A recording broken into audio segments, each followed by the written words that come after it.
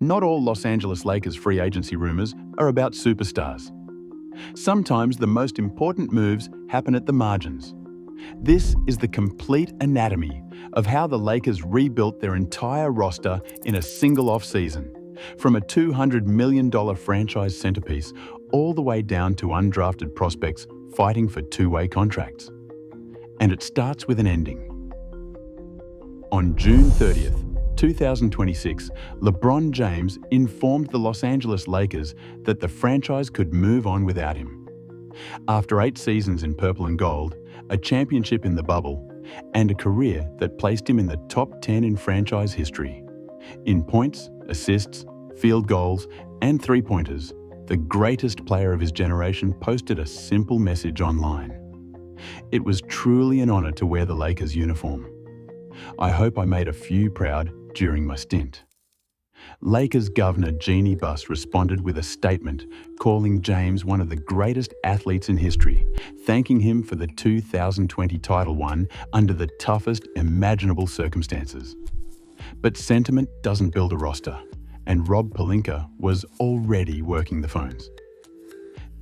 The uncertainty around LeBron's future had been brewing for months. His final Lakers season saw him average 20.9 points, 6.1 rebounds, and 7.2 assists for a team that reached the second round before being swept by the Oklahoma City Thunder. Respectable numbers, sure, but the franchise had already pivoted. On February 2nd, 2025, the Lakers traded Anthony Davis, Max Christie, and a 2029 first-round pick to Dallas for Luka Dončić. That trade made the future unmistakable, and Dončić responded by becoming the most dominant offensive force the franchise has seen since Kobe Bryant.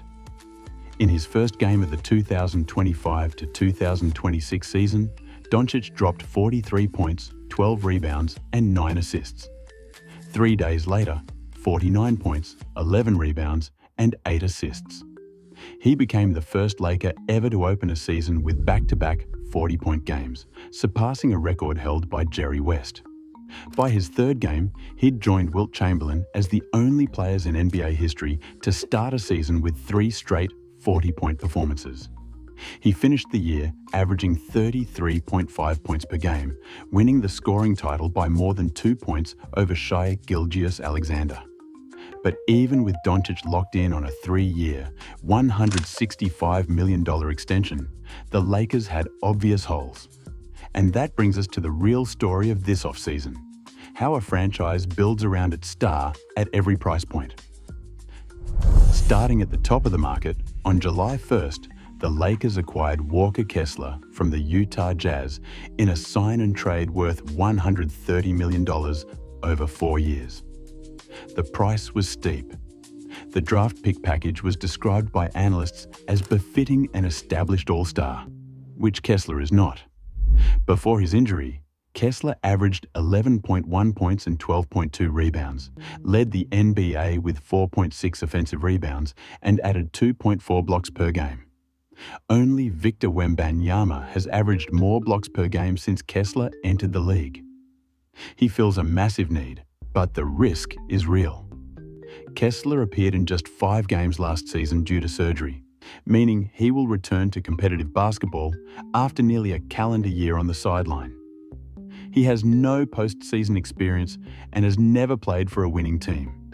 The Jazz, for their part, walked away with assets that multiple reporters called one of the biggest wins Danny Ainge has ever had over the Lakers. Dončić wanted a center upgrade. Pelinka delivered one.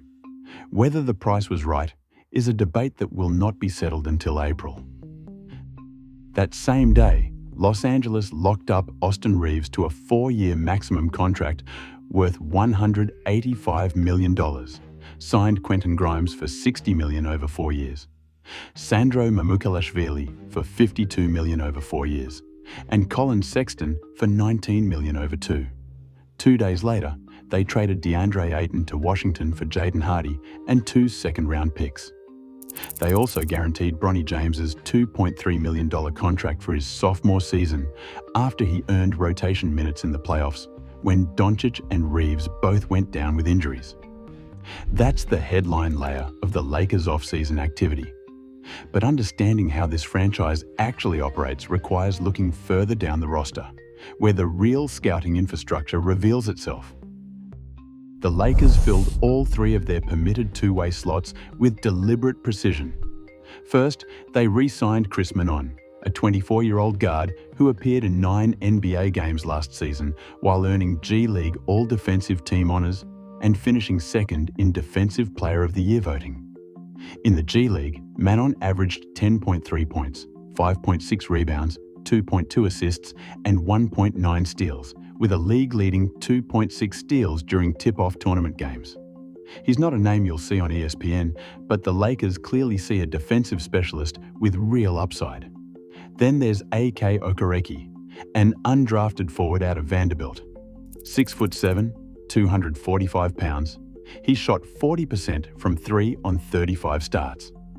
According to Hoops Hype, the Lakers were so impressed during his pre-draft workout that they targeted him for a two-way contract immediately after the draft. The third slot went to Peter Suter, the MAC Player of the Year at Miami of Ohio, who shot 54.6% from the field and 42.1% from 3. All three will split time between the Lakers and the newly rebranded Coachella Valley Lakers. This is the hidden pipeline. The Lakers have historically shuffled through multiple two-way players each year, and guys like Jordan Goodwin and Nick Smith Jr. earned NBA call-ups through exactly this system. It's low-cost, high-optionality talent development, and it's a model every front office in the league runs, but few fans pay attention to. The free agency rumors haven't stopped her, though.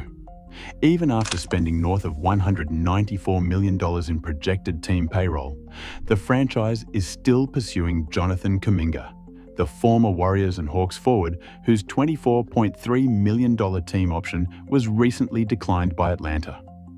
Multiple insiders have confirmed Lakers' interest, but there's a complication. LeBron James still hasn't signed with a new team, and Kuminga's market may be frozen until the LeBron sweepstakes resolve. The Cavaliers are also interested, and the Lakers have clear financial limitations. What's telling is who the Lakers are not pursuing. Rui Hachimura, a fan favorite and solid contributor, appears to be on his way out. Multiple insiders have said he's simply not a priority. And then there's the draft. The Lakers selected Cameron Carr 24th overall after trading up with the Knicks. Carr, a Baylor product, carries one of the best stories in this year's class. His father, Chris, was drafted 56th overall in 1995, finished runner-up to Kobe Bryant in the 1997 Slam Dunk Contest, and spent 6 seasons in the NBA. 31 years later, his son heard his name called in the first round. "Deep down, I've always wanted to be better than him," Cameron said during his introductory press conference. He then went out and scored 26 points in his Summer League debut. So here's the full picture. In a single off-season, the Lakers navigated the departure of the most famous athlete on the planet, committed nearly $500 million in contracts, executed sign and trades, drafted a legacy pick, pursued an additional free agent wing despite being over the cap, and quietly built out a developmental pipeline through 3 carefully selected two-way prospects. This is how a modern NBA franchise actually operates. Not through a single blockbuster headline, but through dozens of simultaneous decisions across every tier of the roster.